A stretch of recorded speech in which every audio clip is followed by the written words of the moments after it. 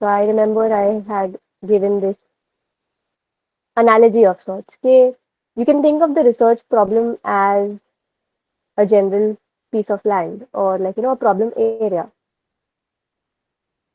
Yeah. The research question as something that we went through it together. Where if we had to actually form a research question,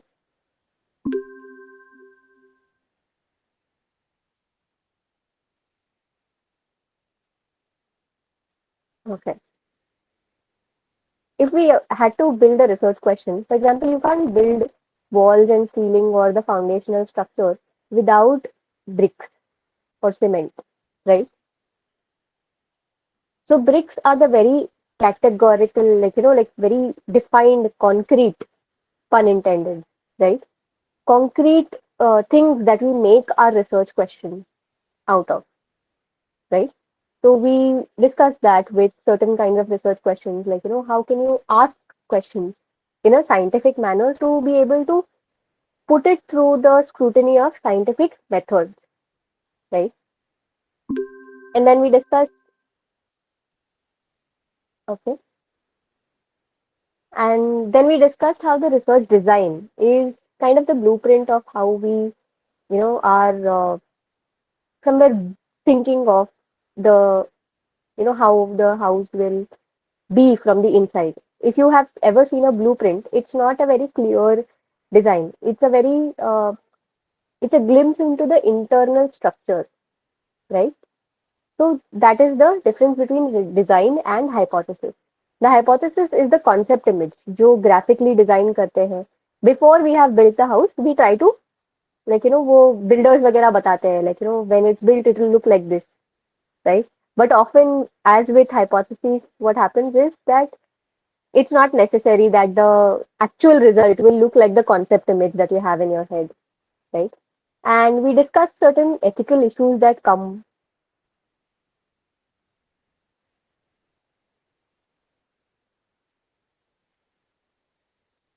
Yeah. So, like for example, we had discussed what causes depression. And like I said, ontology and epistemology are really important. How do you see reality and define how you measure it, right? If you remember in the first class, we had asked this question, okay, what is a red flag person? So we had listed out certain behaviors, certain personality traits, certain, ideas, are ideas of what the thoughts of this person are, right? And like consistent behavior, right? Consistently disrespectful behavior, right? But epistemology is the question that, if someone says, okay, that person, no, that person is a red flag. Epistemology is the person who is like, how do you know for sure? How do you know? What have you done? How can you know for sure? That is the question that epistemology asks. So then you have to answer, Arey, I saw it with my own eyes. He was sitting at a cafe with this other girl and they were laughing and giggling and all of that, right? Or if you're an empiricist or a positivist, you will say, I saw it with my own eyes. You have to see it. Or, see, I have chats. Then, or if you are someone who is a rationalist, you are like, see, he doesn't, क्या बोलते हैं? He doesn't, you call him twice, but he doesn't pick up on you. He's not bothered about you.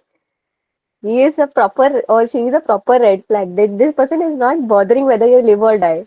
Right? So this is a kind of reasoning that is being applied. Okay, okay, this person does not care about you because they are not responding to your calls, even if they are 5, 10 calls. So they're not bothered if you live or die. The constructivist will be the very annoying friend who will be like, the way that you are in the relationship and the kind of safety that you feel in the relationship is also uh, an indicator of how this person is and how this person makes you feel is as important when it comes to deciding whether a person is a red flag or not. Often we can't really list down toxic behaviors, but we always know how it feels, right? So the constructivist is likely to answer in that way, answer that epistemology. How do you know? Because you are not being yourself, you are acting in very many different ways, and you are not the person I knew as a friend, right? I hope ontology and epistemology में किसी को confusion नहीं होना चाहिए अभी. There are many more paradigms and approaches, but these are the basics. है अभी भी किसी को confusion रिसर्च के philosophical basis से?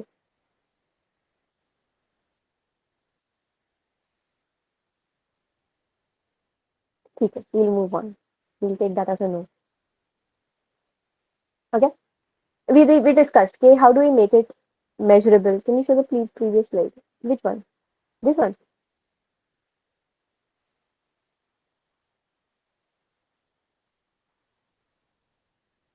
If you use this, you have to cite me.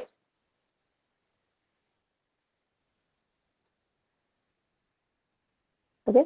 So we had, based on this very general problem, okay, like what causes depression? On this land, what can we build? Right? We can build like a tower, we can build a small house, we can build a farmhouse, we can build agricultural land, वगैरह, whatever. Right? What causes depression is our very primary, like, fertile land in a way. And then based on our literature review, we'll find out, okay, there are multiple aspects in the world that can influence the depressive symptoms that a person feels, right? Okay. Then we went a bit and spoke about the ethics of it all, right? And we said, okay, there are certain ethical issues in that pop up during. Oh wait, was that the last to last class? Okay, regardless, there are certain ethical issues that pop up in when we try to do any kind of psychological research. The fact is that we are dealing with humans and our subjects or our participants are largely humans. Animal studies, maybe there is a need and there is a guideline. Okay, you have to treat your animals humanely, right? Just because you may be okay, uh, क्या बोलते हैं? Just because you may be acting in ways that may be harmful for them, but it does not mean that you have to not respect their sanctity of life, right? So there has to be a purpose to, the harming, even if there is, right? With humans, it's a little bit, quite a bit more strict, right? That's why we have institutional review boards, we have ethics committees that before even you even start conducting the research, based on your methodology, vagera, they try to find out, okay, like, what are the possible ways in which a person can be harmed by this research, okay? So moving on to our today's lecture, uh, we'll cover qualitative, quantitative, and mixed methods paradigms in psychological research. Right? What do we know about these methods? Quantitative or qualitative or mixed methods क्या है?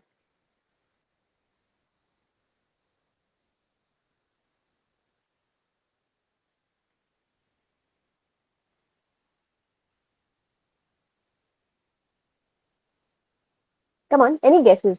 That's okay.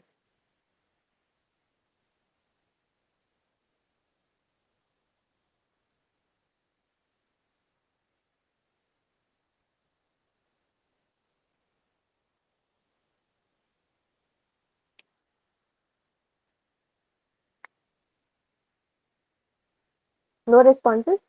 Are people? Yes, quantitative is focused on numbers, measurable variables. Qualitative is dealing with subjective data. Correct? Quantitative is numerizing everything. Okay, so we call that quantification. Correct? Qualitative is like creating a theory. Well, okay, one of the methods can be quantitative uses measurable concepts tests to test assess any hypothesis. Proper definition. Yeah. Quant uses numbers as data, qual uses people's narratives. Narratives are one type of data also. Qualitative requires thematic analysis. Thematic analysis, yes, is one of the major ways. Somebody said thick research. Qualitative is lived experiences. Qualitative does not focus on generalization. Sometimes it can, but yeah, in general, I would say largely not focused on generalization. But when the aim is generalization in qualitative, it has different purposes. It's called transferability, and it even if it tries to generalize, it tries to generalize to a particular group only, right? Or it tries to generalize to a theory. We'll speak about this. Don't worry, you are correct. Representing data in the form of numbers, representation of data in the form of experiences, qualitative, focus on analyzing numerical, very correct, correct, correct, correct. Thick description. Okay, okay. But yeah, like, definitely. We know what quantitative is to a large degree. Okay, quantitative is this idea that, okay, how can we convert this to numbers? Whatever we've been doing up till this point has been very quantitative. And that is why I will do a very flip and be very qualitative today, right? We look at everything from a very qualitative lens because quantitative शायद हर कोई सिखा दे, but qualitative सीखना थोड़ा सा मुश्किल है, right? And that is why we had started with ontology and epistemology, right? And what about mixed methods? Mixed methods is as it says, mixing the best of both worlds. How what can we take from quantitative? What can we take from qualitative? It is one of the better ways of doing comprehensive work today. But definitely, mixed methods takes a lot of resources and requires a lot of funding, etc. All of those things are there. It's very resource intensive. Yes, right. So see, even this thing, okay, one brain cell moment. We're not technically saying that both of you share a brain cell, right? They're not. That's not what they're claiming to do. Quantitative will not be able to understand this, right? But qualitative will look at it like, okay, it feels like they have, you know, a single brain cell because they've thought of the same thing at a given time, right? Yeah, usually as one backing the data of the other. Correct, right? So if we were to, I think this is one way that I like to think of quantitative and qualitative data. Quantitative research methods try to ask these questions like, okay, outside of the person, very objectively measured. Like, I think of researchers to staying outside of the person and trying to find out, okay, how do we find what's inside by things that we can observe outside, right? Again, very positivist, post positivist, whatever, जो भी बोलो. Objective data, कैसा दिख रहा है, कैसा लग रहा है, right? For example, if I want to mm, see if this person is feeling pain, right? I will look at the signs of pain, right? I will say, okay, on a scale of 1 to 10, how much pain are you feeling? Okay. Uh, I would say, like, I would see, okay, behaviorally, are they, like, holding their stomach in ऐसा, their face is in a very grimacing wala facial expression here, right? So I'm trying to, you know, extrapolate from outside of the person in a way, right? But again, this is all very how it feels for me, right? Quantitative versus qualitative, right? Whereas qualitative opinion, something that we are trying to find out, like, what is not the objective reality, but what is this person cooking up in their head is of what's most important. कि pen बाहर दिख रहा है या नहीं पता नहीं, but अंदर कैसे महसूस हो रहा है, राइट? अंदर कुछ ना कुछ बेसिस पे महसूस हो रहा है. What is the qualitative difference? For example, here if a person says my pain is a 7, right? The quantitative researcher will have a very nomothetic approach. Like, okay, what does seven mean? Usually people say six, five, etc. etc. Okay, so this person's pain is a little bit higher than the average person's pain in a hospital room, right? But the qualitative researcher is interested in if you answer seven, for example, right? What does this seven mean? What does the difference between seven and eight mean, right? If you say, like, what would happen for you for the pain to go to eight, right? Then a person might remember, like, oh my God, one level higher pain is something like this. I feel like I cannot do any kind of work. I cannot move around, right? That is. So, how does it internally feel, qualitatively feel to you when you say seven is my pain, or, like eight is my pain? And what is 10 then, right? So it's very, like I said,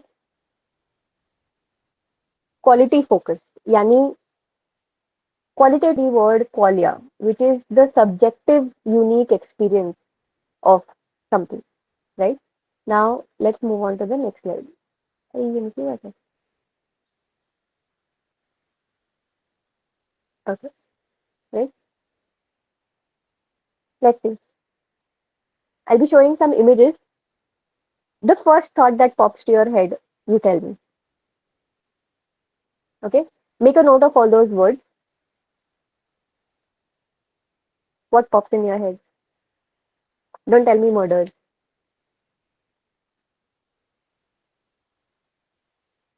Yeah? Ice cream? Yum? Melted? Okay?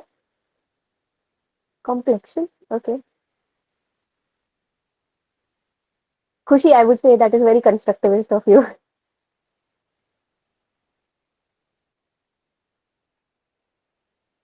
Okay. What pops in your head when you see this? Scoop, Sunday, and feel, sugar, vanilla. Okay. Crunchy, right? Fresh Sunday. Tell me, which do you prefer out of all these ice creams?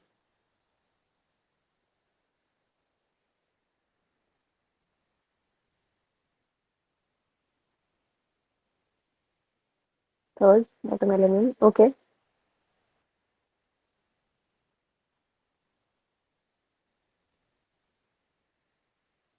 Okay. Can you justify your choice? Why did you like the one that you liked? I'm scared of the Okay. Nostalgia, looking most tempting, right? So there's an aesthetic sense to it all also. Watermelon summers, because the cone one with the three ice creams provides me with more choices. Okay, yeah. Why does it need a justification? Correct. I like the three scoops. It's more scoops. I like the cone.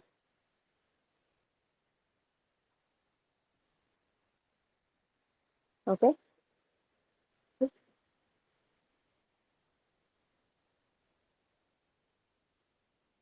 What comes to mind?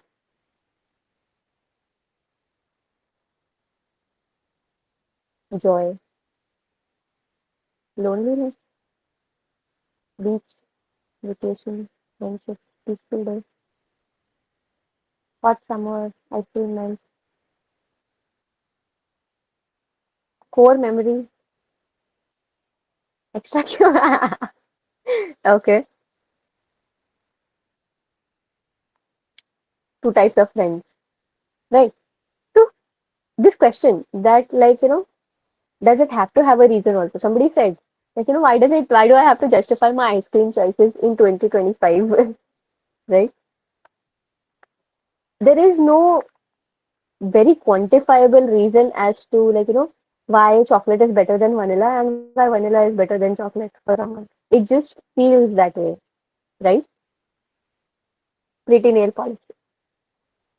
Getting off track here. Okay, right? So here, when something of this nature is of interest, right? Okay, why does it feel so different, or why does ice cream in summer feel different than ice cream in winter, right? The quantitative researcher can definitely say, okay, the outside temperature makes uh, has an effect on the kind of cravings that you have, right? But summer, many people said joy. When you look at this image, you said joy. Joy is very associated with ice cream. Why? If I really want to get to know why is joy associated with ice cream, very quantitatively, this question is not very quantifiable, right? But if I ask, like, why is sweet treat in a sad mood? Yeah, oftentimes it's a sweet treat in a sad mood. It is a representative of your childhood, right? You meet ice cream and then you find out, like, oh my God, heaven exists, right? And associated with hanging out with friends, and hanging out with friends brings joy, right? So I can find this more qualitative, more rich data, right? When it comes to ice cream and the associations that people have with it in a qualitative setting better than a quantitative setting. I can find out via quantitative measures. It is much more suited, I would say, to the quantitative method to ask this question, Kate. Does eating ice cream daily make you happy, right? Or does eating ice cream daily uh, give you a cold, right? I can ask this question, which is much better answered by quantification, right? Whereas if I want to find these associations, if I need to find these inner understandings of people and why do people think the way that they do, right? Qualitative is a much more suited approach, right? Certain key differences. Quantitative में findings are mainly the product of a statistical summary. Statistics के through हासिल करते हैं. Qualitative में they are largely verbal summaries of research results. Few statistical summaries, if any, also. The priorities in quantitative research is objectivity, right? For example, if I were to study the features of the ice cream according to a quantitative researcher, I would be like, okay, how cold is it? Degrees Celsius, Fahrenheit, satisfaction post ice cream on a scale of 1 to 10, right? What color and what flavor did you choose? These are very quantifiable things. But when I ask, say, like, how does it feel? Why does it feel? Why does it automatically boost your mood when you eat ice cream? Right? We can find via the quantitative method, okay, yeah, eating ice cream boosts people's mood. Self-report of their own mood before eating ice cream and after eating ice cream, थोड़ा points में increase होता है. Sure. Why? Qualitative can answer the why of it all. Okay, why does this have this kind of an effect? Why does eating ice cream have this kind of an effect on a person? Why does this uplift our mood? Right? The priorities are objectivity, control, generalizability, and quantification. But again, see, many of the things, for example, I can ask, like, how cancer, for example, I'm so sorry to go directly to cancer, but like definitely, many of the terminal illnesses में काफी बार qualitative approaches use होते हैं to find out कि, like, where they are at and how are they feeling about this diagnosis. Many people respond differently. Why is it so? Right? So, but when it comes to, and each of these approaches has their benefits, right? We need to know that, okay, certain behaviors or certain actions lead to maladaptive outcomes or negative outcomes in general, right? And then we can ask how and why. We need some kind of large data set also, and we need these kind of subjective experiences also, right? So objectivity, control, generalizability is a very big concern of quantitative research. Whereas qualitative focuses on the subjectivity of it all, the phenomenology of it all. We'll speak about phenomenology as an approach later on. But basically the way that people make meaning or certain very specific or culture specific or context specific understanding, right? Why do we, for example, let's look at,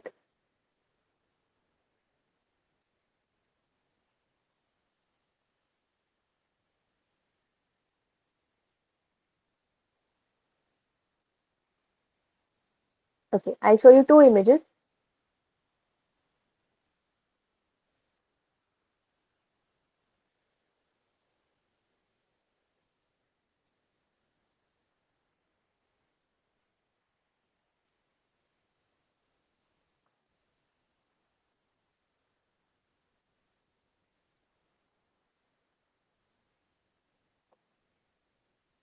Okay, ready?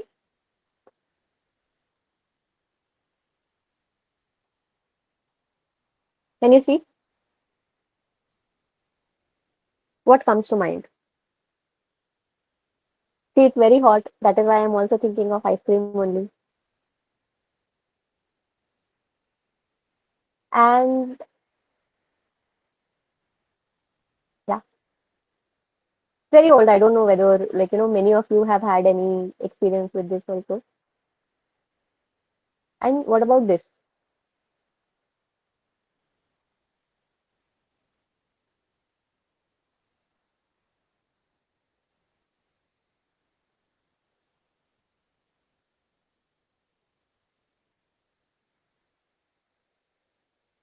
Can you explain to me why both of these things feel a little different?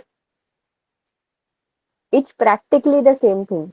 Where are my iron deficiency besties at?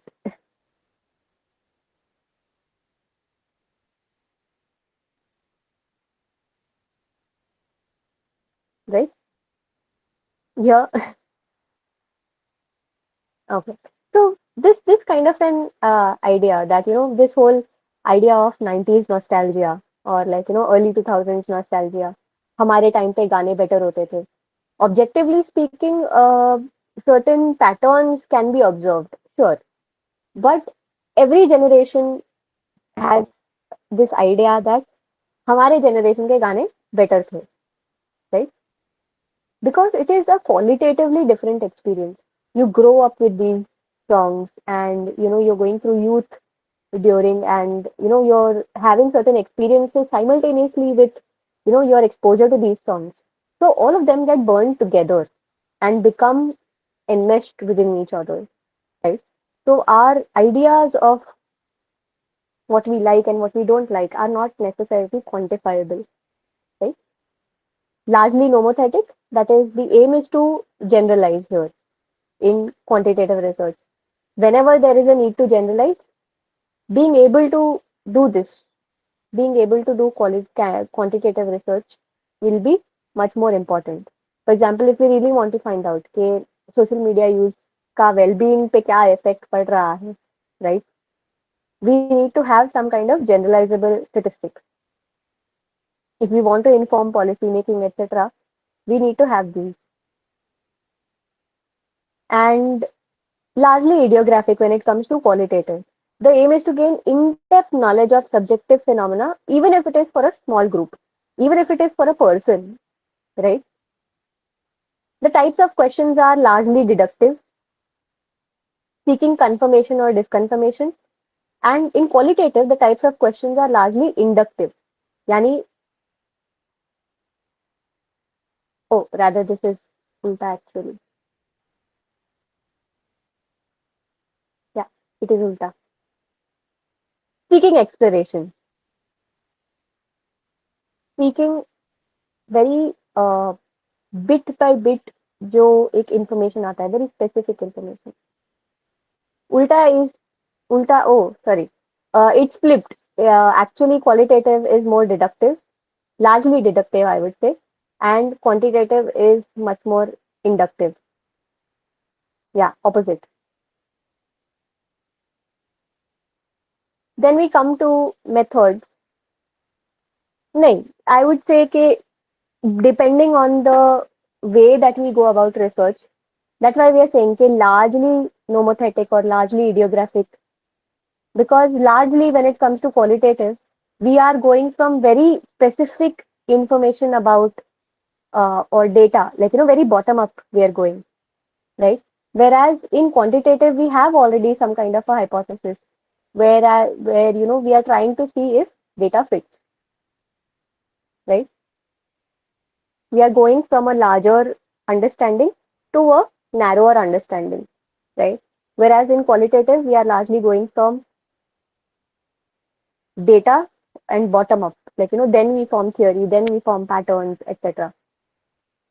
Largely, but there are approaches in which both can be flipped also. Methods क्या है quantitative में? Experiments, quasi experiments, correlational studies. We look into that also a little bit later. Qualitative में largely interviews, observations, analysis of written content, case studies. What's the difference between nomothetic and idiographic?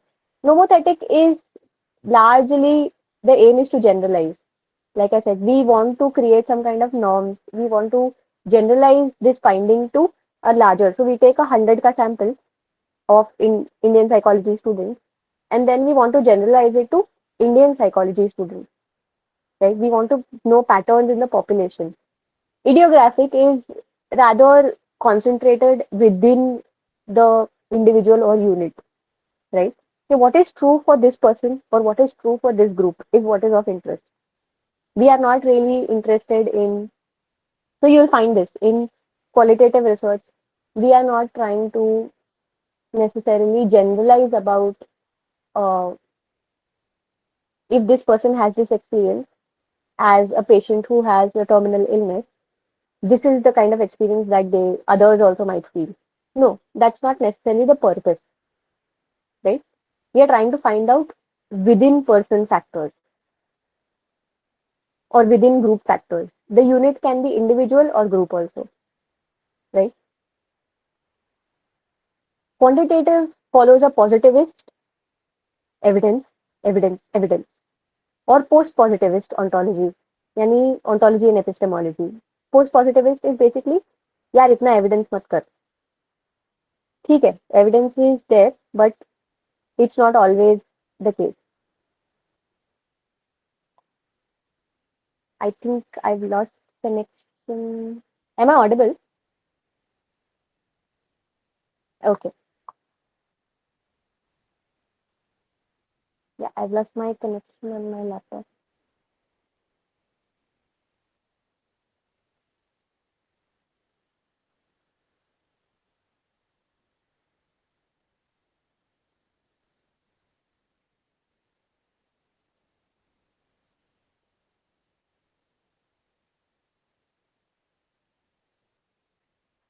One second. I'm just trying to get it reconnected. Yeah. I think you can see it now.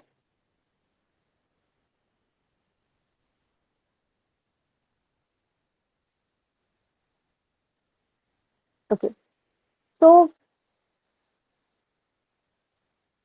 um, you can hear and see the PPT. Okay. So, what do we mean by positivist or post-positivist? Is ontologically reality is observable and fixed, right? Going back to going back to this graphic, right? The person wala graphic. Sorry, my internet is fluctuating.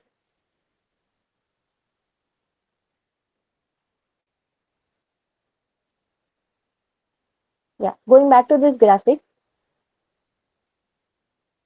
and looking at this idea that reality is observable and fixed. We don't need to find out what's actually really inside.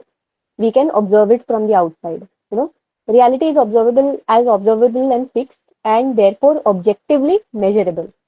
We can measure it. We can ask people, and they can report honestly and whatever the truth is, they know, and therefore we can figure it out. Whereas qualitative follows a constructivist interpretivist phenomenological positions in ontology and epistemology. Okay, reality is subjective and uniquely experienced, right? For a person, for example, this idea of phobias, this idea of triggers, right? For you, it may not be something like a bike going past you may not be very triggering. But for someone who has had the experience of getting mugged, like chain snatching, वगैरह, any bike passing by might be very reminding of that trigger, right? So reality is constructed. So we can't really say that a bike passing by you is necessarily automatically dangerous, right? Our interpretations and our understanding and our experiences shape how we see certain things, right? And how we see certain things is an important part of getting to know reality, right? If there are multiple realities, we should be able to know multiple realities. Reality is subjective and uniquely experienced, having multiple truths and therefore only contextually interpreted or understood, right? You will only get to know if you get into that kind of a headspace or this idea that, you know, only if you ask, then you will know. Okay, this kind of an idea people have about certain things, right? Cheat sheet, basically quantitative numbers, statistics, variables, statistical tests. Sample sizes are usually large to be able to talk about the whole population, right? Qualitative may the meaning of it all. The what meaning does this hold for this person? The experiences and the context matter a lot. The data collection methods are interviews, focus groups, observations, etc. Thematic analysis. Sample size is usually small because we are trying to get in-depth information about this one individual unit only, like whether it is a group, whether it is a person. In-depth exploration and knowledge and understanding is the goal here. Mixed methods is pragmatism core, right? It's like take best of both worlds. Sometimes what happens is qualitative, quantitative, qualitative, quantitative ऐसे करते हैं. Sequential होता है. Sometimes parallel भी होता है, right? For example, using interviews to form items for a questionnaire. If I want to make a questionnaire on some relationship commitment in Gen Z, right? I need to understand how does Gen Z actually understand relationship commitment. It does not necessarily look like marriage, right? It does not necessarily look like living together also. How do they interpret it? And therefore, if I'm saying that this questionnaire will measure relationship commitment, I have to know what relationship commitment means according to this population, right? So using interviews to form items for a questionnaire, which is a quantitative thing, right? Psychometrics. And the second way, using results of a research study as points of inquiry into subjective experience. If ice cream elevates mood, why? Correct? How do we select an approach?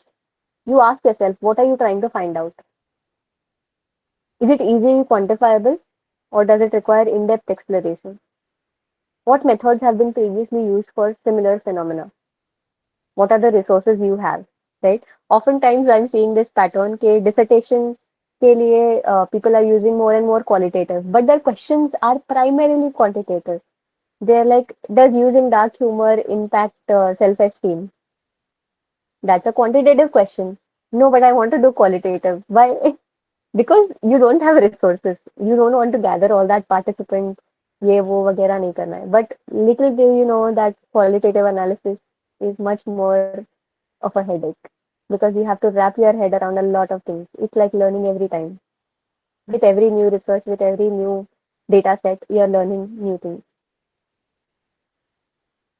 What are your positions, ontology and epistemology wise? How are you seeing reality and how best can you gain knowledge about it? Research questions, in essence, guide approach. Let me ask this question. Bedrot and well-being. Does bedrotting influence mental well-being? Tell me.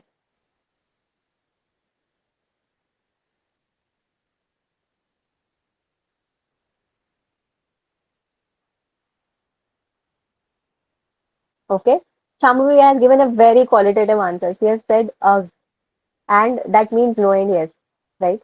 Something like this response is very, क्या बोलते हैं, much more, uh, I would say, much more easily explorable via qualitative measures or qualitative tools. Yes, makes mind better. Okay. Interlinked. Yeah. Quantitative. Quantitative. If I have to translate this into a quantitative question, or rather, if I have a more quantitative question, okay, does bed rotting mean negative mental health or like negative well-being, right? I will quantify bed rotting as like staying in a bed and scrolling for hours and hours through social media, right? I'll take a survey. I'll see कि okay 6 hours से ज़्यादा को bed rotting बोला जाता है, right? And I say कि anybody who uses 6 hours से ज़्यादा can fill my survey or fill my questionnaire. And the second thing that I will have is well-being का measure, right? And I will try to measure, okay, like, okay, is there a correlation, etc., all of those things. If I want to do experimental, I would have to induce bed rotting, right? I will have to create two groups. One group will bed rot on command, and the second group will not bed rot, right? If I have to make this a quantitative thing, if I may have to make it a qualitative thing, yeah, I will ask certain questions like, when do you find yourself bed rotting more, right? Uh, After you have done that, how do you feel? Right? Do you feel rejuvenated? Do you feel all the more tired, all the more exhausted, etc.? Okay. Sometimes the bedrock can be an act of agency against the problem that may be overpowering. Definitely, brilliant. Yeah, that is something that I can study qualitatively. If I want to simply find out कि bed rotting का effect mental well-being पे है, क्या है, नहीं है, I say that I'll do a quantitative thing. But if I want to know कि why does bed rotting have such a effect on mental health and why such a differential effect, maybe, yeah, like some people give a very higher rating and some people give a very lower rating of mental well-being after bed rotting, right? If people interpret bed rotting as an act of agency, then they are more likely to feel better. If they are using it as an extension of their procrastination, they are more likely to feel worse off because their work is not done, right? Yeah. So qualitative can answer that question. So based on what question you have, you form the approach, right? You form the research question and you form the approach. Usually it is like, it is very parallel. You can't really say कि like clap करते वक्त ये left हाथ में right hand को मारा या right hand में left hand को मारा. You cannot really say that. Like I said, variables form the research question, right? So approach और research question साथ में बनते हैं. Gymming and body image. Does gymming have an impact on self-esteem? If I'm a qualitative researcher, I will ask questions like, you tell me, if you are a qualitative researcher, what kind of questions would you ask?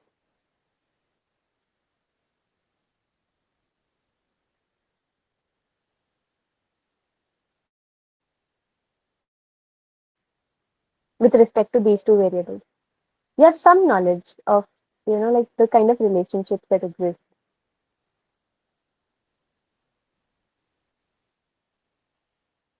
Yeah, qualitative is what I'm asking. How does gymming make you feel? If I want to do a more pointed question, I would be like, how does gymming make you feel about yourself? Right? Sometimes going to the gym itself can be a very big boost. You're like, okay, I'm doing something for my health, right? It's not really about the game sometimes. What motivates you to go to the gym?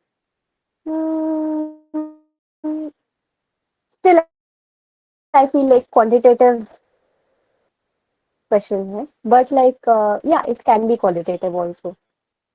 Like, what makes you want to go to the gym, right? How do observed changes in appearance make people perceive themselves? This is a very, I would say, on the very surface of it, it is a very quantitative question, right? So one would be like, okay, you have either observed or not, observed significant changes, and or not observe significant changes, and how do they feel about themselves. But it can be translated into a qualitative question. Do you go to gym? Okay, good start. How do you feel about yourself as a person? Disconnected. Do you understand? Gym के बारे में पूछ लिया, how do you feel about yourself as a person पूछ लिया, gym और as a person कहाँ connect होते हैं और कैसे कनेक्ट होते हैं नहीं पूछा. How does gyming shape the view way you view yourself. Now this is a क्या बोलते हैं, what I like to call a quantitative researcher in a qualitative setting, right?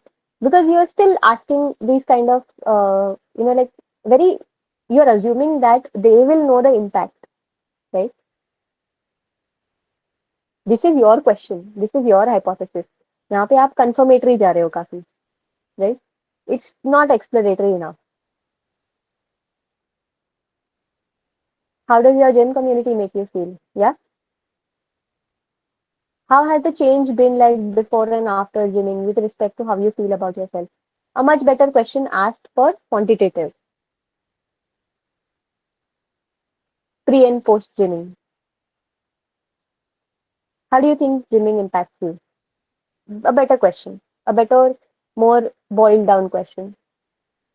But if we ask a connected question, it will nudge them toward a particular answer, right? Sure, but there are ways to handle that, right? There are ways to not be leading and not be very confirmatory in your approach, right?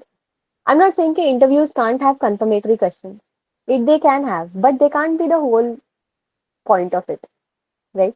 It does not follow in the qualitative way. If I ask this kind of a question, say, have you observed any changes in, how you feel about yourself since you've been going gymming, right? It is still a very, I would say, pointed question or a confirmatory or leading question, right? But it's still asking about the experience. It's asking about how are you interpreting this, right? I'm not asking for you to give me facts. Do you feel better about yourself after gymming? Okay, okay. Femininity, masculinity, and emotional well-being. Does adherence to gender ideals influence emotional well-being? It's a very quantified format of this question. But if I had to ask, say, I would ask, do you think being a man or do you think being a woman has, has a, influences how you see emotion, right? I can ask that question. Or I can go very basic also and I can ask, how do you see womanhood? Or how do you see manhood or masculinity, right? What are your meanings with it?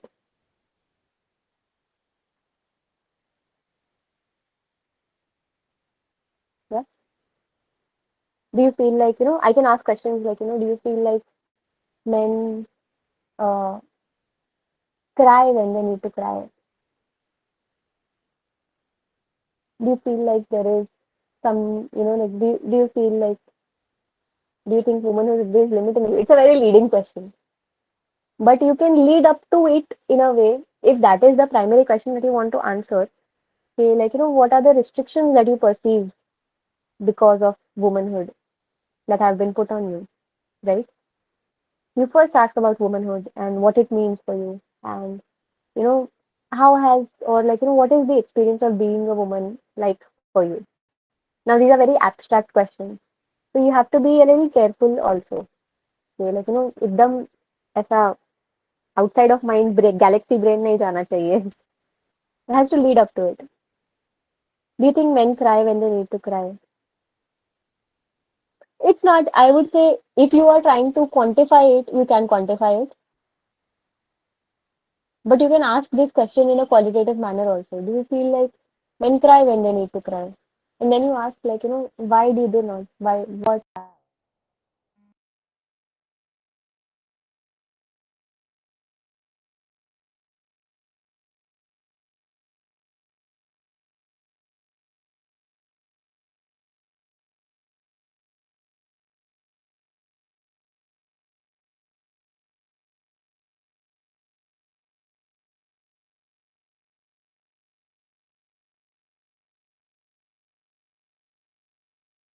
Then parental expectations and academic achievement. Do the expectations of parents influence individuals' academic achievement? Right? We can find this out via GPA. We can find this out via giving a questionnaire to the participants saying that, okay, what is your perceived parental expectations? Kaise the? Were they really high expectations? Were they really low expectations, etc.? Or we can ask, how was the environment at home with respect to academics? And then we can go from there, right? Am I audible? Okay. So now we have covered most of what quantitative and qualitative look like differently. These are certain methods that are there in quantitative and qualitative psychological research. We'll go into the depths of experimental a little later also, right? But experimental method may, there is this idea that, okay, what we'll do is we'll cover the quantitative methods later on. We'll hop on to the qualitative methods first because we have lesser time. Yeah. Very popular methods in thematic analysis is a type of analysis, right? The method or the approach shows how are you constructing the questions. Right? Phenomenology is one paradigm, I would say, or one large method. If thematic analysis is a tool, phenomenology is a method, right? In which we would use the tool of thematic analysis. Phenomenology focuses on lived experiences. How does it feel, right? It focuses on the individual's own construal of the phenomenon. We'll do this exercise. It's called Martian exercise by. So I got to know about it in a video by the Radical Therapist on YouTube. Please go look at them, and so they have this thought exercise was posed as a way of generating empathy, right? If a Martian or an alien comes to the Earth, right, and they want to find out about what we are and who we are and how we experience things, right? An alien would ask, okay, what is happy? You say you want to be happy. What is happy? What does happy look like? What does happy feel like? Right? What is sad?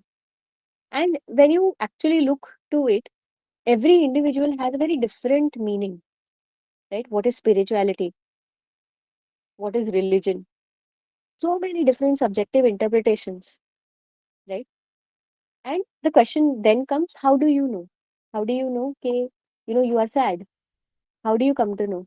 Think about it yourself. How do you come to know when you are sad?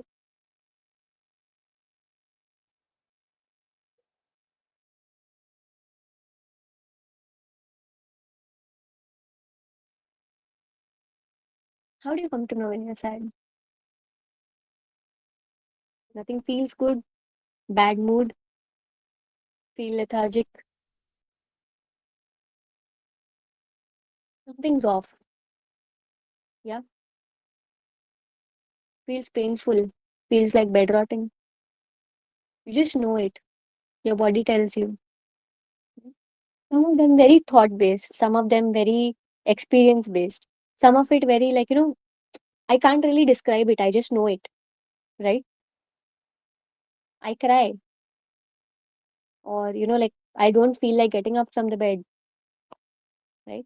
Those are indicators of sad for me. Hmm? I don't enjoy things, right? And so phenomenology can ask these kind of questions. Okay, how does it feel to be a woman? How does it feel to be a man? How does it feel to be sad? Uh, this whole idea that, like Mumbai is a city, Bombay is a feeling, the feel or the vibe of it, right? Why do certain songs feel much better and, like at certain points of time, and certain songs do not feel good? Even if you like these songs, but at certain points of time, you don't want to listen to those songs. Usually, it is done via interviews, and if it is a group phenomena, then focus groups के through किया जाता है, right? Grounded theory में we use themes and patterns that out of come out of these interviews and focus group discussions to create theory or models. The 10 stages of genocide is a grounded theory model that was, it was not like, I wouldn't say that they said ke like, we are using grounded theory and then used it. But yeah. So basically what they did was they studied a couple of genocides. They studied the Rwandan genocide and they studied the genocide of Jews, right? And the Holocaust. The Holocaust Memorial has funded this research, right? And they analyzed the patterns before a genocide occurs. So these are the 10 stages of what happens just before a genocide, or like, rather during a genocide, right? Classification होता है, symbolisation होता है, लोगों को अलग कर दिया जाता है, अदर अदरिफिकेशन, फिर आता है डिस्क्रिमिनेशन, डिह्यूमनाइजेशन, अदर ग्रुप्स को बोलना कॉकरोचेस, ये बोलना, and like something which is not really positive, right? Organization against this other group, polarized news, right? Then preparation, persecution, extermination, and then the last step is denial. Grounded theory is something, do look at it. It's a very interesting model, right? It is, so that was something that was developed out of content analysis. But grounded theory is basically theory grounded in realities. That's why it's just called grounded theory. Then we have narrative analysis and ethnography, right? Narrative analysis may, the idea is that stories that people tell about their experiences are as important as the experiences themselves. Narratives that people form about themselves and their lives can help us understand how they view reality itself.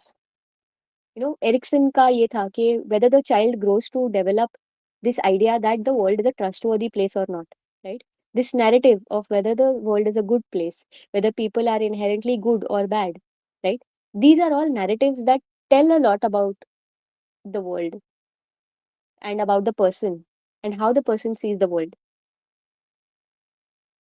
So the inner worldview is of utmost importance, and inner worldview and meaning making is what is considered important. Often post conflict, post riots, post any kind of big violence, also it is said, right?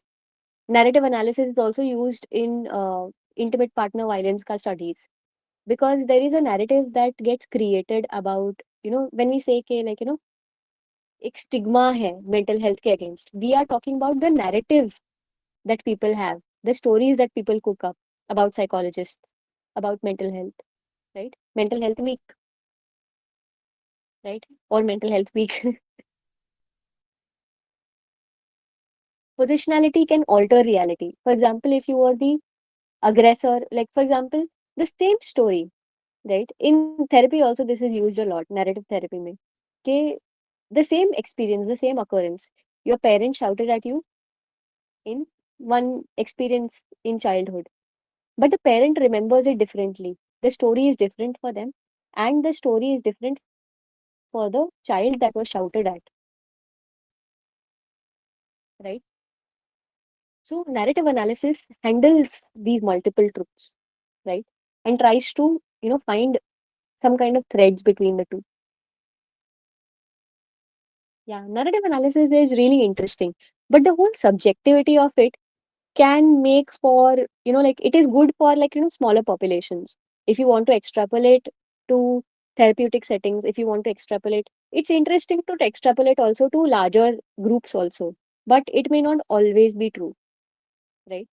And that is what all qualitative methods admit, first of all, कि like हमको फर्क नहीं पड़ता है, right? That is not the purpose unless that is mentioned कि like, okay, it is the purpose. Vagina monologues is so I'm assuming like, all of you are adults here, let's be. Vagina monologues is a collection of women's coming of age stories, right? I remember I had gone for this and it was very interesting, like, how different women have different experiences growing up. Definitely there are multiple similarities, right? There is always the threat of sexual harassment and violence, right? But there's also this kind of exploration, what restricts exploration, barriers, etc. And how do people see youth? How do people see womanhood? People have different stories, right? Narrative analysis handles all of that, right?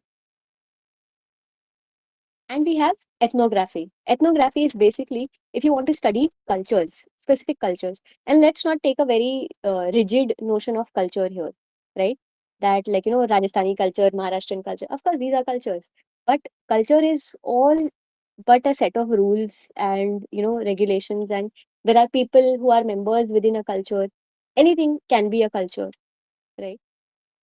Rules, patterns of interaction, rituals, app cultures होते हैं, right? Snapchat में तुम्हारा एक behavioural रेpertoire है, right? For example, you use Snapchat in a very specific way. You use Instagram in a very specific way. You talk to different kind of people, and like this kind of joke is there. Okay, like Instagram conversation and WhatsApp conversation is always miles apart, right? What we are talking about. Instant messaging culture क्या है? What is it? Gen Z culture, what is it? Right? There's nothing called एक पत्थर है, एक stone है, and this is Gen Z culture. No, right? Gen Z culture is being made by Gen Z and the interpretations.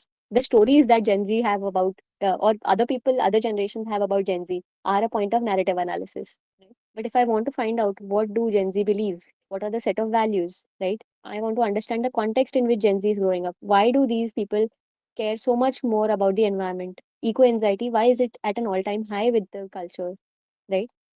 I will find out by studying their culture. Older WhatsApp users का culture है, which is like false information, misinformation, direct, nothing scientific there. Reddit culture, chronically online behavior, something we call, right? College culture, we say. Certain colleges have different college cultures.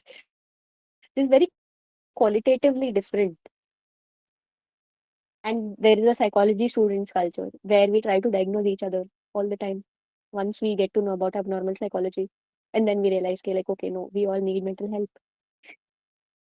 We should not diagnose. Maybe that is also a sign that we need mental help, right?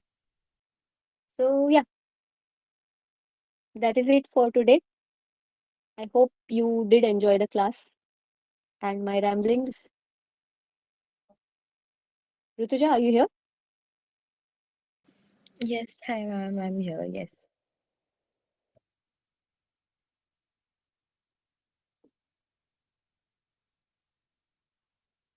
Aisha ma'am, there's a question for you. Oh, okay. What is the question? How do we go about doing ethnographic research? We It is an anthropological tradition, so we actually there are multiple ways. So what we've covered is only, like, what are the approach ka philosophical underpinnings. But actually doing them, there are multiple methods, multiple systematic methods to go about it. I've never done ethnographic research, but basically there are multiple ways. For example, in one, the participant or the researcher themselves immerses themselves in the culture that they are trying to study, right?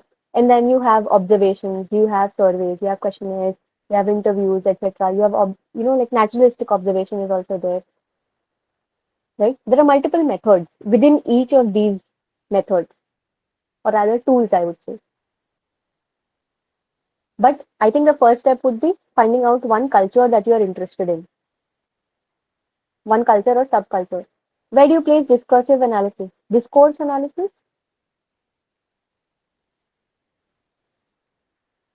It is one, I would say, wherever there are two parties involved, there you can put discourse analysis.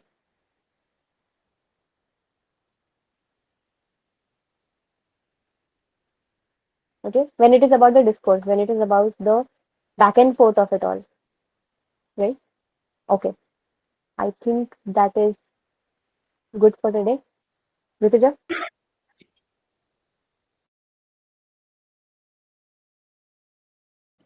Okay, thank you, Aisha ma'am. All right, hi guys. I hope you're doing good. Um, sure, sure. Should we start? We can start at 7:15 then.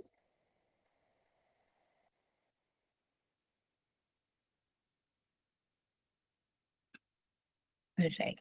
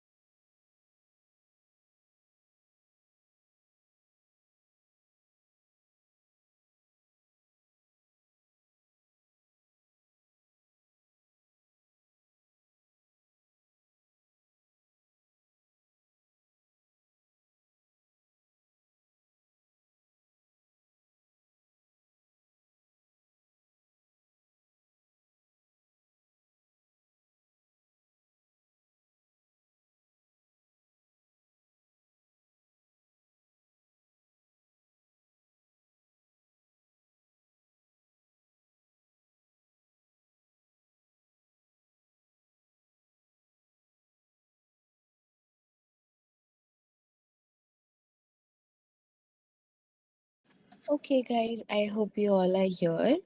We can start for the day.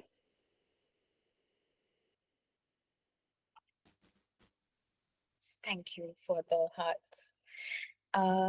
Yeah, I'm sharing my screen.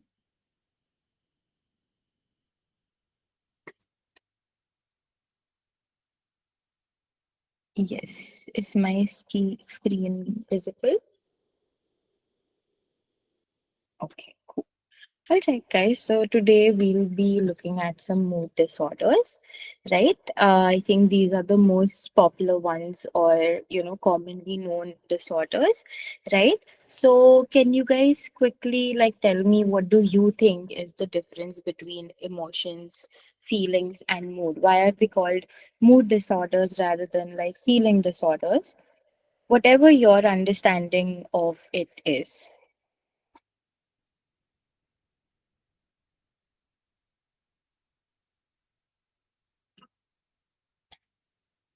Yes, you can write it. Yeah. Mm. Feelings momentary, yes. Yes. Also, Aisha ma'am has left a comment explaining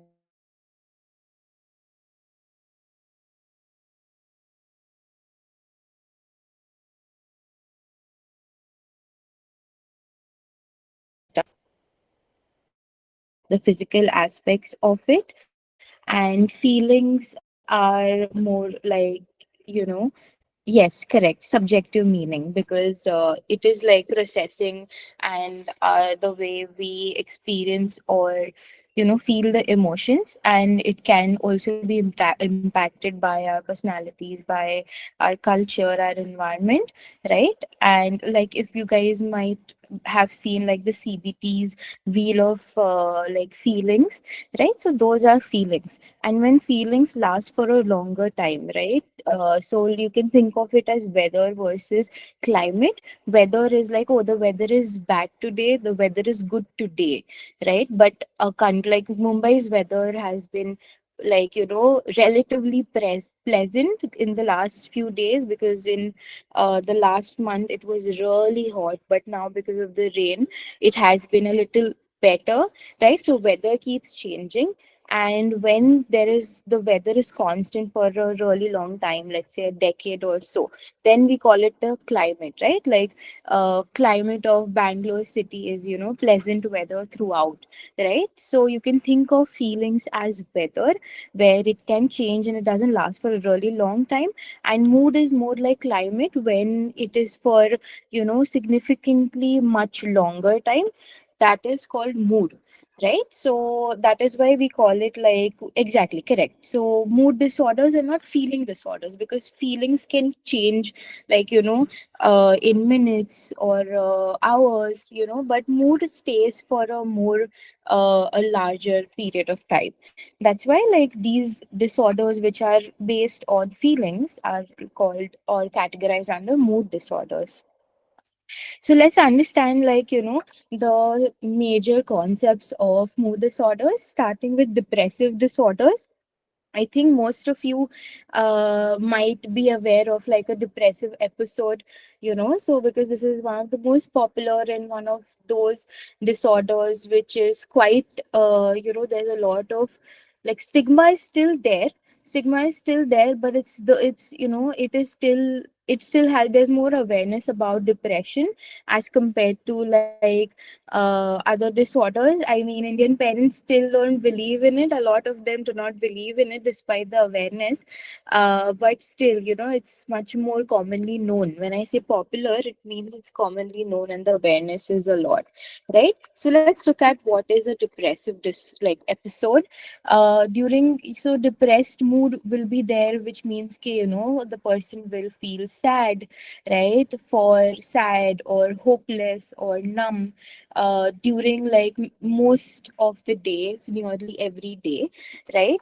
And then there might be like, they might like, let's say this person called Rohit. ठीक है, he used to play football with his friends every day, and like would attend college lectures, would do his assignments, like eating, like after playing football they would go to their favorite momos place, that they would have their favorite food, right? But then let's say something bad happens in Rohit's life, and a depressive episode starts. Then he loved football, but he might stop, like he might not feel like playing football or even watching it, or might not even be interested. Like there might be like a the World Cup going on, but he could be less bothered by it, right? Like he just can't seem to care about it, right? So there's diminished interest or pleasure. There is like even motivation to do things would become very less. There could be like weight gain or weight loss, because there is a decrease or increase in appetite. That's why when you do meet people, you should, in general also, you should not comment if they've lost or they've gained weight, and even more because you don't know the reason behind it. So like in general also, it's not a nice thing to do, but then it could also be because of some other serious or sad things. So yeah, so if there is like people might eat a lot, or they might like stop eating at all. You might like even the most favorite food that they would enjoy, that would cheer them up, like that would not help. People with loss of appetite, it's not just like, oh, I don't feel like eating. They might even get like disgusted by food. They might not feel like just the thought of food is like very unpleasant. So that is what decrease and increase in appetite, right? And then insomnia or hypersomnia, they might like sleep. They might not feel like they want to sleep. It's not like they don't want to, but they're not able to fall asleep, right? Or they might fall asleep, but in the middle of the night they might keep waking up.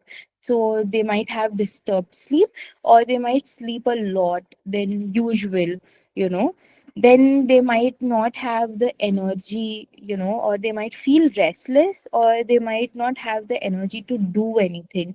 Or like you can when you see a person who is depressed, right? Like you might understand it through their body language, where the way they walk, their pace of walk might be much slower. Like the way they I forgot that term. There's a term in Hindi, but I'm forgetting that term. But like when they're not, like they're having difficulty even where lifting their, like if a person who is not in a depressive episode, they might walk like tuck tuck tuck tuck tuck. But person who is maybe expressing a depressive episode, they might have to drag their feet. They might not even have like the energy to like walk with Kodasa, like baseline level of energy as well. So you have to look out for certain markers when you look at I'll just read the comments. Just 1 second, guys. Also happen in burnout, like how you distinguish whether it's burnout or depressive episode. Yeah, so we do not have, like, burnout is not there in the like in the DSM yet. That is correct. But burnout looks a lot like depression, So burnout does have like a lot of features of depression, and it's just that the distinguish might be thoda difficult because it is very overlapping. So, like maybe we can look at the cause of it, like what caused the depression or the burnout. Another thing, like even like the general burnout, which happens because of a lot of work or academic work. And then there's also autistic burnout, which also looks very similar to depression. So it can be very overlapping, but if you do need to distinguish, you can look at the root cause, like what has, like, you can look at their like while taking case history, you can understand okay, what have they been up to. If you see they've just been have living a very hectic life with work or studies, then you can see okay, this could be burnout. And if there has been like some tragic event that might have happened, usually, then that could also, then you can be like, okay, this is depression. But a lot of times, like especially when you are an adult, not that children don't go through things, but while why am I saying adult? Because a lot of more responsibilities come your way. So it could be like you could have a very hectic work life, and on the personal end you could be going through a lot of like difficult things as well. Then how will you distinguish? So that's the thing. So yeah, it is quite overlapping, and burnout does look like depression, and it can lead to a person having like very severe depression as well. But that's a good question. Do their time frames differ? Time frame of burnout and depression, is that what you mean? Also for burnout, like they might require like, yeah, so burnout, we do not have like a proper diagnosis yet, but for burnout, rest is very important.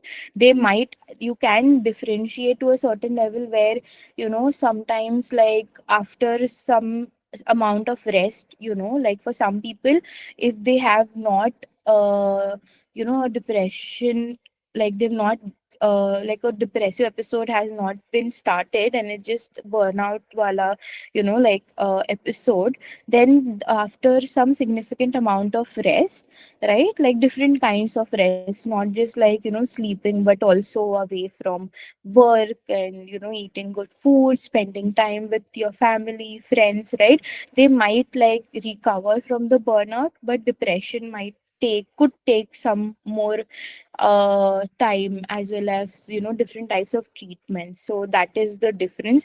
There's no time frame as such. It depends, like the burnout, like is it a result of 6 months worth of work? But then again, it depends from person to person, because for someone that 1 month can be very intense, versus some other person who has more capacity to take on more work. So maybe they can stretch that 1 month instead of 6 months, and then they'll have a burnout, versus someone might have a burnout with just a month's work. So it's quite overlapping, and it depends, but we can treat burnout the way we do depression, because it's quite similar that way. I hope that answers your questions.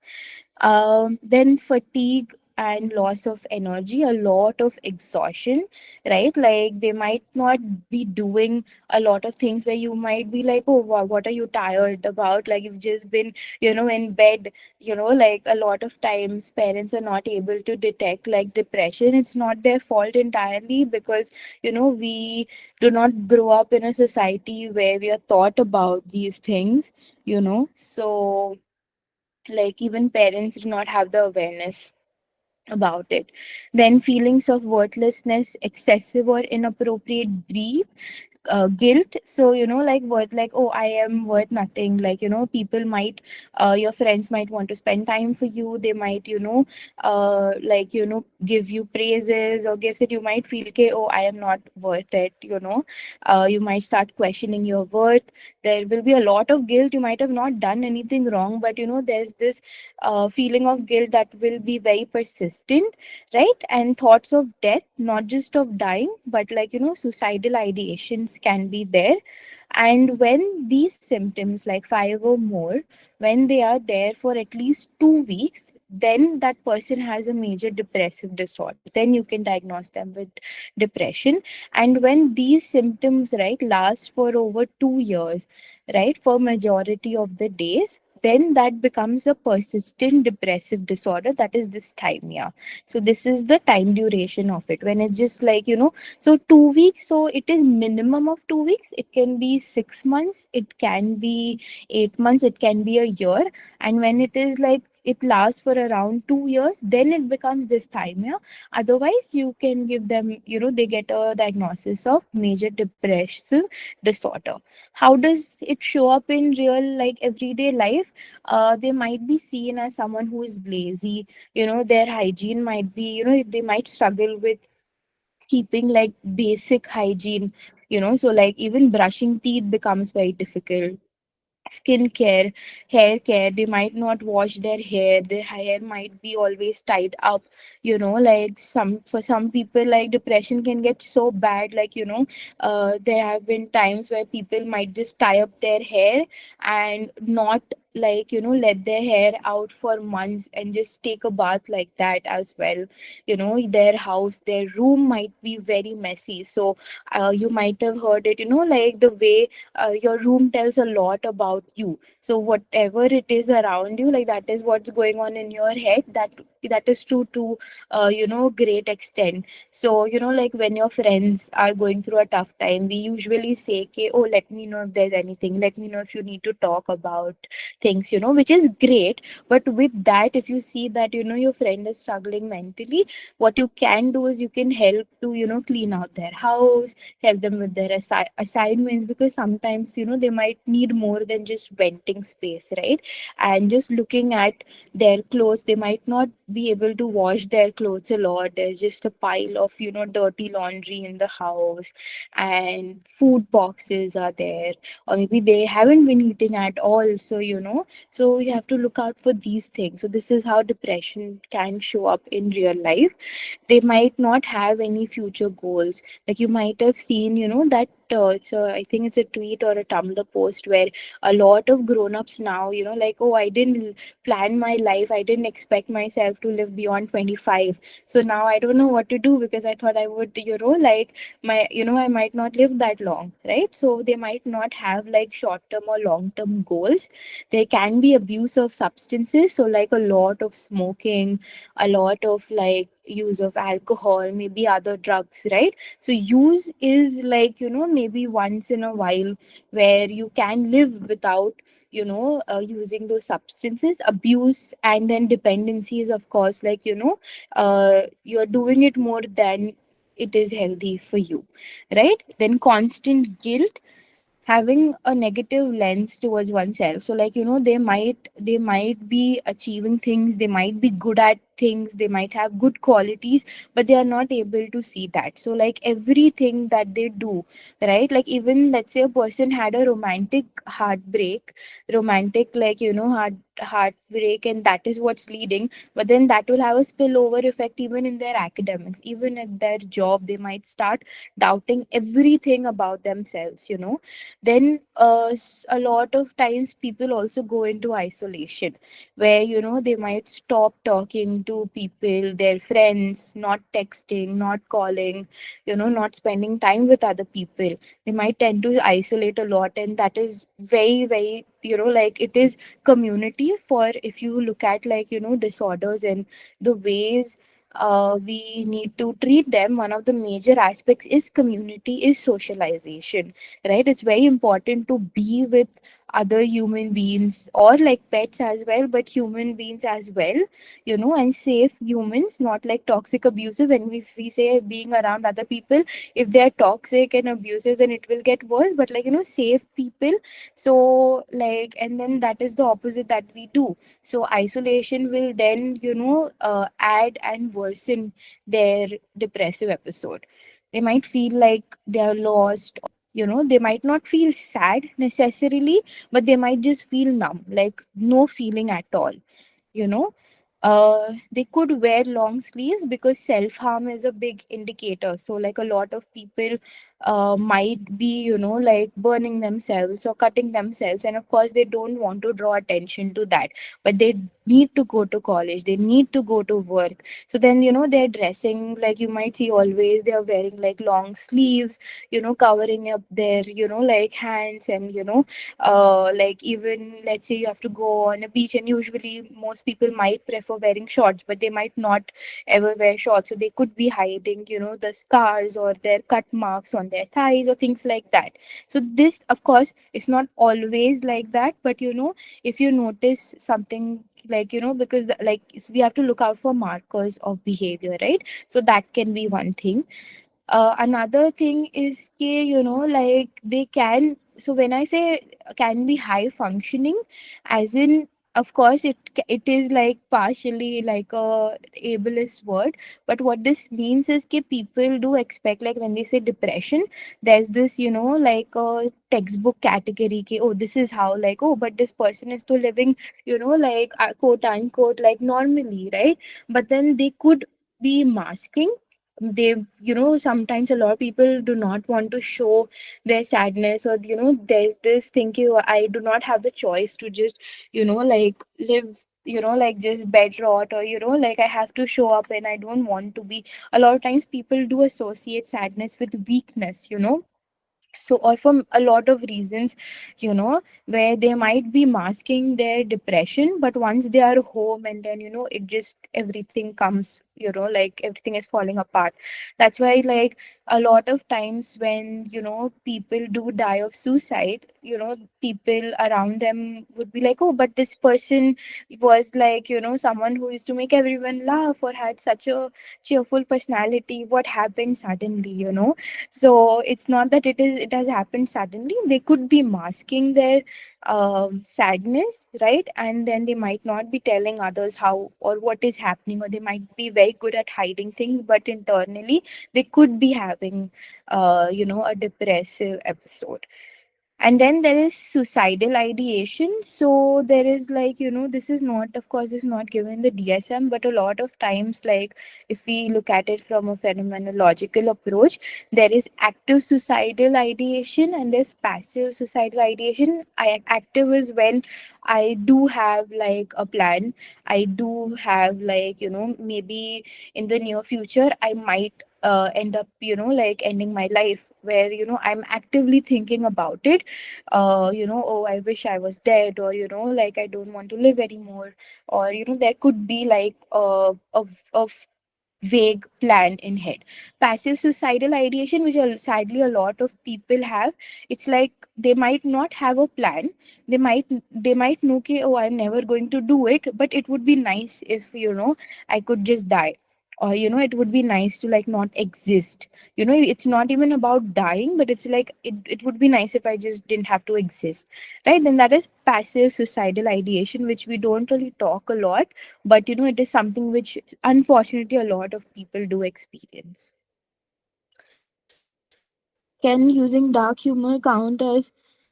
Yeah, that's a good question. Dark humor, it depends, like, again, what kind of dark humor? Is it like self-deprecating humor where, they're making death jokes a lot, right? If they're making a lot of like suicidal jokes, then yes, it can be, because they're using humor as a defense mechanism. So, it could be passive suicidal ideation if the jokes are about like dying, or, oh, I wish I didn't exist. Oh, I hope this falls on me and I die, So yeah, that's a good point, Chaitali.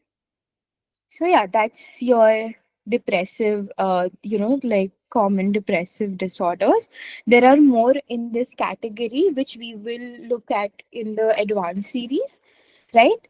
Here, another important disorder that we do need to look at is schizoaffective disorder. As the name suggests, it's half like schizo and affective. Okay, so here, the major theme of the disorder will be the mood disorder, right? So let's say for 4 months the person has schizoaffective disorder. Let's say Rohit develops schizoaffective disorder. Now, what will happen in that 4 months duration? Any time for 2 weeks, right? 2 weeks or more, but minimum 2 weeks, Rohit will have either hallucinations or delusions or both. But in that 2 weeks time period, Rohit will not have any of the mood disorder ka symptoms, which is mood disorder can be depressive mood or mania. We will discuss mania in some time. But in that 2 weeks or 3 weeks, or it can be more, but minimum 2 weeks, there cannot be any mood disorder ka symptoms. It will only be psychosis. ठीक है? And after that ends, rest of the time it is again your psychosis. So that is your schizoaffective disorder, where majority theme of the illness is the mood disorder, but at least for 2 weeks or more, right? But like, if it's for 4 months, 6 months, usme say 2 weeks or 3 weeks, the person will experience psychosis. But when the psychosis is happening, there will not be like suicidal ideation, or like other depression ka symptoms or mania ka symptoms. ठीक है? So that is your schizoaffective disorder. where it's a combination of psychosis or schizophrenia and like affect. So, like, either depressive mood or mania. But then the majority of the illness ka lifetime, it will be mood disorder. And whenever in 2 weeks or 3 weeks or 4 weeks, throughout, like, when like the lifespan of the illness, they will sorry, the person will have psychosis without the mood symptoms. I hope that is clear. I want to discuss, yeah, sometimes is their personality. Yeah, but what if, like, if their personality consists of just making death jokes, then maybe we need to have a deeper look about, like, why have they developed this kind of personality, Kushi. So it's reminding me of this. I don't know if you guys know, but there's this muffin song on YouTube, and that's what Kushi's comment reminded me of. Like, because that muffin's personality, but then that's not a very healthy personality to have, you know. So yeah. Anyway, moving on, I wanted to discuss this one case. So at JJ Hospital, one of my clients, this is during my internship, okay? She's a 19-year-old girl. She had a breakup like 4 months ago, and that breakup led to her having a very severe level of depression. Okay, so she was admitted at like JJ, and so how was like her clinical presentation. She had very, very, very less energy, like no motivation, hardly eating, and very, like, so because she had like severe level of depression, her energy levels were very less. When she would talk to me, I would have to go really close to her because she didn't have the energy to speak also. That's how bad depression can get. Like, we don't take it as seriously, but depression can really affect a person. So her energy levels were so less. She was, like, didn't have the energy to speak, and when she was speaking also, it was like the volume was very less, right? And when she would talk, there would be no expressions. So then, this what is this called, deadpan manner of talking, right, where there is no expressions on the face. And what had happened is, a month or two ago, she had heard some hallucinations of the boy who had like her ex, right? And then I did discuss with her psychiatrist, and the psychiatrist had started, like, because she had a hallucination once, psychiatrist started her on on antipsychotic drugs, right? So again, there are psychiatrists who do prescribe antipsychotics for depression as well, but that's a whole another discussion. That's completely different. But here, the person did not have like major hallucinations. She had hallucinations just once, and then the psychiatrist was like, yeah, but she's talking in that deadpan manner. And I'm like, yeah, she's talking without any expressions because she is like, she has severe depression. She does not have the energy and she's feeling numb. So, and then here, why this distinction is very important, because antipsychotic drugs do have a lot more side effects. So the treatment gets affected. That's why diagnosis is so very important. Then we did the, a lot of tests, and also did Rorschach in Exner method, and that gave like a very detailed analysis, and it didn't show schizophrenia or psychosis of any kind. So then the psychiatrist did agree that, okay, that was a misdiagnosis on my side, but you can see how, why she, like, so the thing is, the way psychiatrists work as well, like majority of the psychiatrists, the way they are trained is only wrong, because they're just, supposed to look at the checklist. And there are, especially at government hospitals, there are a lot of people, because we have like, very limited resources. So I wouldn't, like, it's not completely her fault as well, because like, oh, hallucinations, okay, psychosis, and deadpan manner of speaking. But deadpan manner can be because of, like, if the person is not showing expressions. It can also be because of autism. It can be because of depression, and it can also be because of psychosis, but you need to look at the person. You really have to do like a deep dive analysis and assess their behavior and their life, and then decide कि, oh, is it like psychosis, is it because of depression, is it because of autism, let's understand.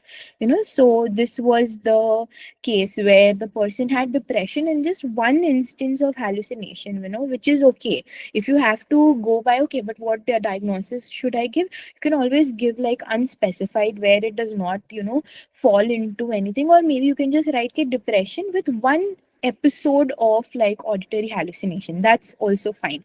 But just because a person had like once or twice they heard something does not mean ke they're like they're having psychosis, it's more of like depression.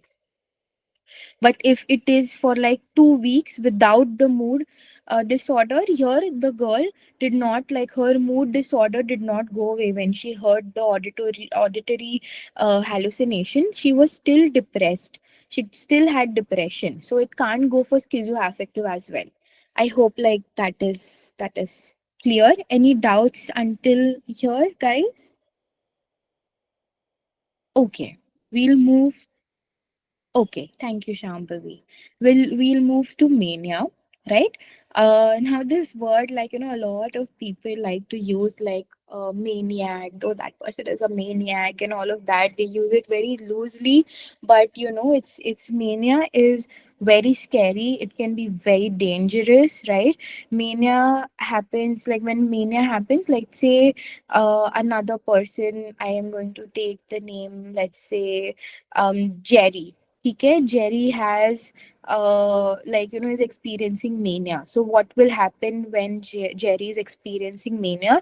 There will be very like elevated sense, like elevated mood, right? Not necessarily happiness, it can be euphoria, but we usually use the word elevation, right? Elevated mood, it can be very expansive, it can be irritable as well. In depression also, like the mood, it might come out as, so like in depression, especially with regards to gender, sometimes like men, for example, like the way social conditioning for men happens, they are allowed to show certain express, like certain emotions like anger, right? These are like accepted forms of emotions like that men can show, rather than sadness. Like it's okay to have an angry man in your house rather than a sad man. So like some men, they could be going through depression, but you will not know because they're always angry. And with regards to anger, like 99% of times or 95% of times, it's just a wail. It usually, like when you like the veil of anger, but then beneath it is usually sadness, among other things. So if a person is sad or angry, that could also mean it is difficult to see through the anger, because that anger can be harmful to other people. But that anger, that irritable mood could mean a mood disorder as well. So you should look out for that. And we studied this during psychosis as well, where when especially for men, like aggression can be seen when they are developing, like schizophrenia or any form of psychosis. So yeah, anger is never just always just anger. It can be a veil as well.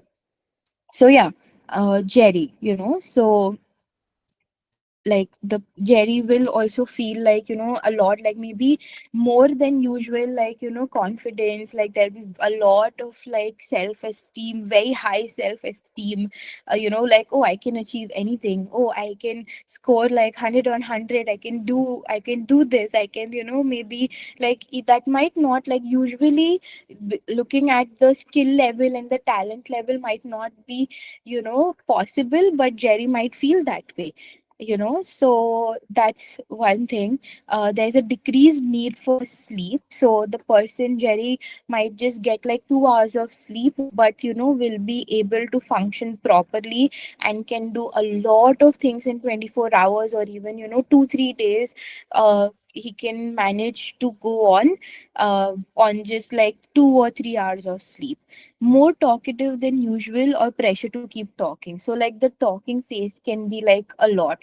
One of my clients that I had, during her manic episode, she would talk really fast, and she's talking like proper sentences, not even like, like incoherent sentences or like word salad, but proper sentences, but at such a high speed it was very difficult to understand ki, what is she trying to say.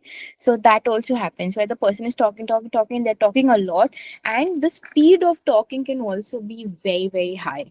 Flight of ideas. So like one time you were thinking about this, then A to B, B to D, D to Q, Q to C. So there it's quite like, like a spider web. Although spider web still has like some symmetry or some connection, but your flight of ideas, it can go from one end to the other, without, in their head they might have like interconnected logic, but it's happening at a much higher speed. So thought racing of thoughts can be there. Then distractibility, attention too early drawn, so like easily drawn, so like it'll be very difficult for them to focus because too many things are going on in their head. Increase in goal directed activity, so this can be socially, work, school wise, or sexually as well. Like they might take up like a lot of tasks in school or at work. They might do like a lot more physical activity. They might become more hypersexual, uh things like that. A lot more like psychomotor agitation. So like purposeless non goal activity, directed activity. So like there is no end goal to certain activities, but they might just keep on, let's say, pacing back and forth in their room, or just walking in circles where they don't have to go there. They're not doing it to like reduce weight or for their fitness, but it just, there's so much of energy that the psychomotor agitation gets like triggered. Excessive involvement in activities that have high potential for painful consequences. So like you might see these people like during Jerry, if he's having a manic episode, he might end up like emptying his bank balance like that. Might not feel oh no, like what will happen in the future if I spend all my money, and this money is not like for something useful. It can just be like he can have that logic in his head where, oh, I this is needed, this is needed, and then there'll be a lot of shopping done which is not necessary. A lot of big investments, like if people are into investing or business, they're making business decisions, then they might make like really bad, really dangerous decisions. They might lose out on a lot of money. They might put themselves in risky, dangerous situation, not using protection, having multiple partners in a day to in a week as well. So those things, how it shows up in daily life. So like as we've already discussed, like talking a lot, as well as this talking speed is also very high. Spending a lot of money in a very short span, like it can be like Jerry, let's say Jerry got paid on the first, and by 2nd or 3rd of May, all of his like almost all of his salary is gone, you know and some people even end up taking loans just to spend that money. So that is how bad it can get. Abuse of substances, again, similar to like depressive episodes. Hypersexuality, we've already discussed this. Risky impulsive behavior, not thinking through, okay, what will happen if I do this, then baad mein kya hoga, because there's this high self esteem, there's this god complex ki, oh, I can achieve anything, nothing bad is going to happen, I can get this thing done. So they take decisions thinking from that perspective. They might end up like at work, how might how it might look, they might end up taking a lot of projects, more than they can handle. Like maybe in their manic episode they can handle those projects, but then what happens once that manic episode ends? They will not be able to take on so many projects or so many assignments. If they are a student, then they might end up signing up for a lot of multiple courses. Like there are a lot of online courses you can do during, like, in this day and age, we can do a lot of online courses. This person might end up signing for like 12 courses, but then when the manic episode ends, how are they going to manage doing, studying, attending and giving exams for 12 courses along with their other studies, right? They can be very irritable. They might not have a lot of patience. They might not have like any patience for anything. They might be like, oh, I'll just do it. They're waiting for the bus. Oh, bus is taking too much time, I'll just walk home, even if it's like a 6 or 7 or 10 kilometers of walking. You might see them pacing back and forth and not being able to be still in one place. They might have poor judgment. Why? Because again, grandiosity is there, god complex is there, their self-esteem is very high at this point. So they think they can achieve or do anything, and they that might like not affect them in a bad way, but the material reality is completely different. Then they could eat less, where maybe they've just had one meal, but they might have a lot of energy, so they don't need food for nutrients or like to fuel their body, because the amount of energy is very high, right? But at the same time, sometimes some people might eat a lot, so maybe 2 meals a day is okay for Jerry on a usual basis. But during his manic episode, Jerry might end up eating every hour and eating a lot. That is also possible. That is also how mania can show up, right? Needing less sleep to function. So people who do have like a manic or a hypomanic episode, they do understand, they can metacognitively feel the exhaustion, but they're not able to fall asleep. And even with less sleep, they still have a lot of energy, so they'll keep on doing things, they'll keep on taking a lot of more projects, a lot of goal oriented activities. They still feel the exhaustion in their head. They know they just want to crash and just sleep, but they're not able to, and there's a lot of restlessness. So this is how mania shows up in real life. Now, so there is mania, which is like quite intense, and there is hypomania, right? So mania can be diagnosed when it is there for at least a week. It can go beyond a week, which is very, very sad. It is very dangerous, very scary to experience. A lot of times, some people, do end up getting hospitalized because they are, of course, like your body remains the same, but you are just taking on so much work. There's no, proper sleep. No, maybe you're not eating properly. Maybe you're taking a lot of risky decisions, putting yourself in dangerous situations. So people can end up in hospitals as well, right? And when let's say it is not as intense, but it is still more than a neurotypical person, or like your usual baseline of activity or energy, uh, relatively more than that, but it is there for consecutive 4 days, and not more than that, right? Then it is hypomania. So before that, I'll just like, for example, mm, yeah, let's just take blue. So for uh so let's say a you person, like let's say Jerry, before Jerry had like bipolar, right? Or any other person who does not have bipolar, sometimes they will feel like very happy, some good things happen, so you're feeling happy, then you're feeling like all right, not happy, not sad. Then sometimes you have a bad day, then you're feeling sad. And again, it can be like, oh, you go out for a vacation, you feel happy. Then let's say there's a breakup, or you have a fallout with a friend, then you might feel thoda sad. And then again, like usual. So this keeps happening, right? This is usually what a person does not have a bipolar might experience, right? Then let's say bipolar 1. Now, for bipolar 1, this is the distinction. Like manic episode is a must. What is manic episode? At least for a week. So it can be for more than a week, but minimum 1 week is 1 week of mania is necessary for diagnosis of bipolar. So they might get like mania, so god complex, impulsive behavior, risky behavior, hyper sexuality, like a lot of like very a lot of doing a lot of activities, a lot of work, right? And then this might, like, their mania might, maybe they've taken medication, or they're seeking the care, they're given the care that they need. Then they might experience a depressive episode, right? But it is not necessary. So for bipolar 1, 1 week of manic, like at least 1 week, that is when you diagnose someone with a manic episode.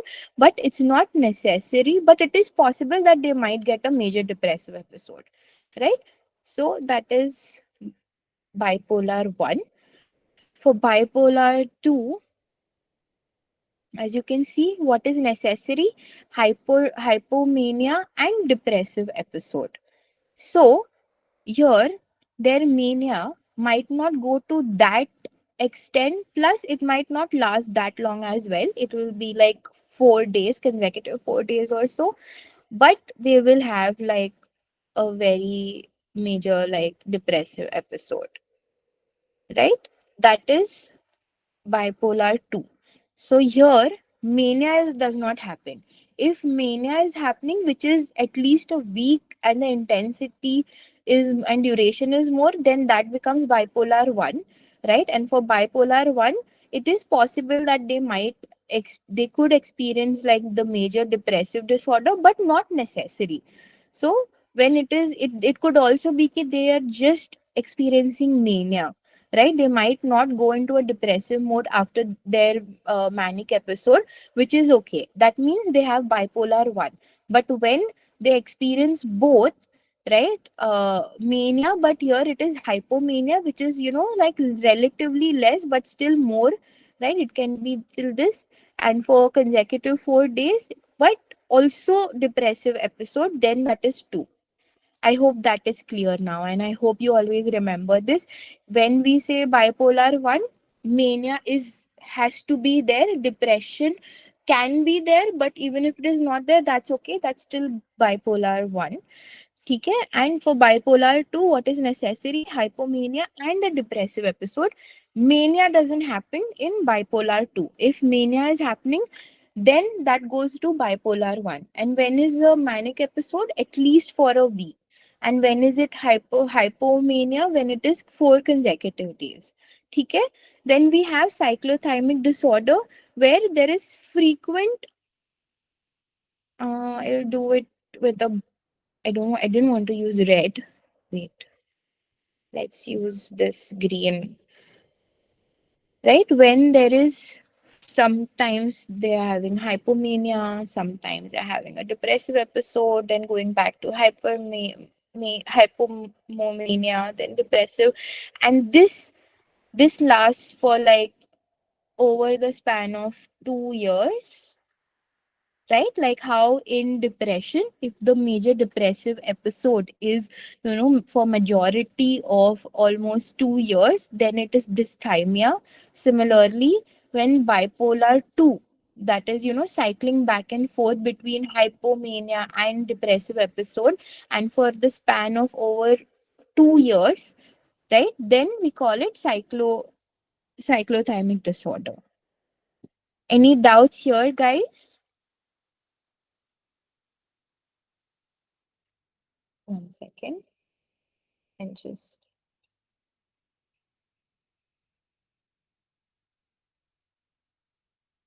so, yeah, any doubts? That's we're done for the day. So we did bipolar 1, 2, cyclothymic disorder, and the depressive disorders.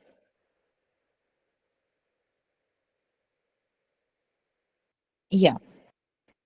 Okay. Can you guys tell me, like, this quickly, bipolar difference between 1 and 2? Yes, they are from the DSM. I've just not like used the very exact terms. You can always refer to your DSM or ICD. Yes, correct. Correct, Aditi. Bipolar 1 has necessary manic episode has to be there. Correct. And bipolar 2,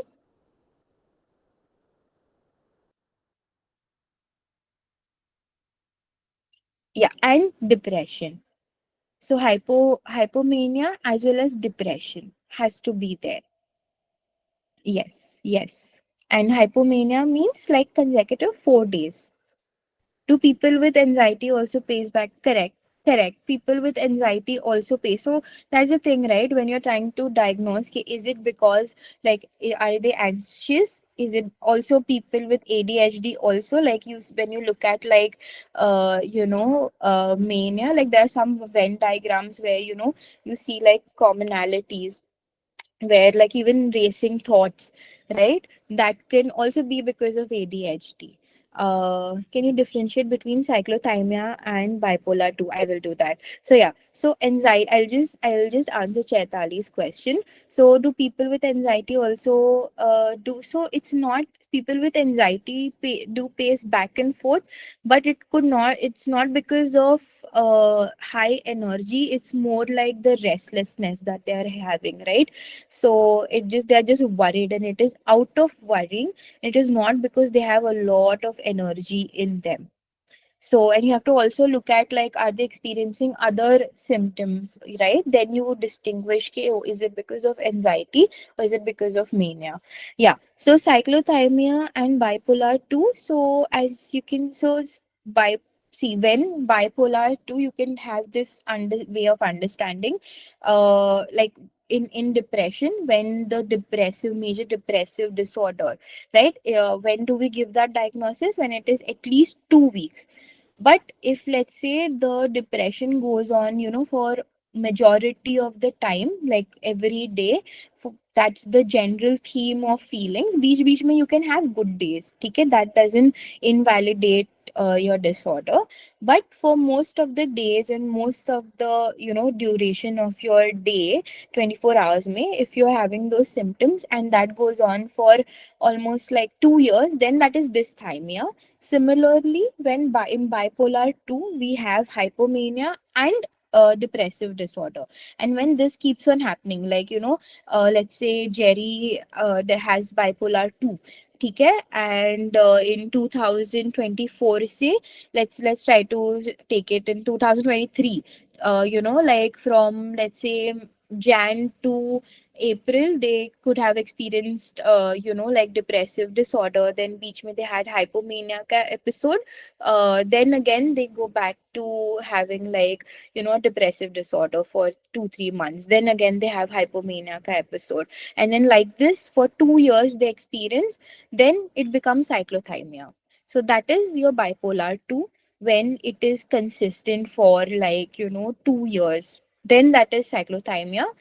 uh, so that's the difference, and it can stop. So like once a person takes medication, usually for mania, therapy does help, yes, but medication is something which is preferred. So yeah. So hypomania is basically mania, but at a lesser intensity. And for mania, you need like at least 1 week of, experience of the symptoms of mania. And for hypomania is lesser than 1 week. So usually 4 consecutive days. And thoda sa relatively lesser intensity could also be there. So that is your hypomania. I hope that answers your question.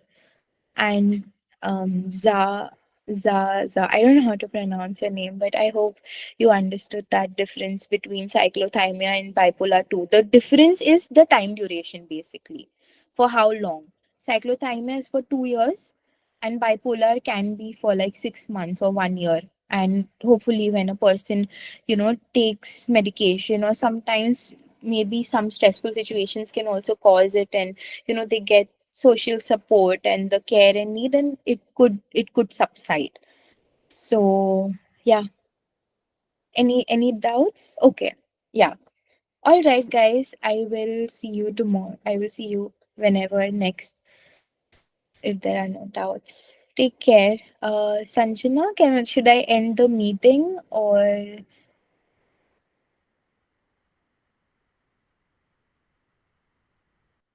Oh,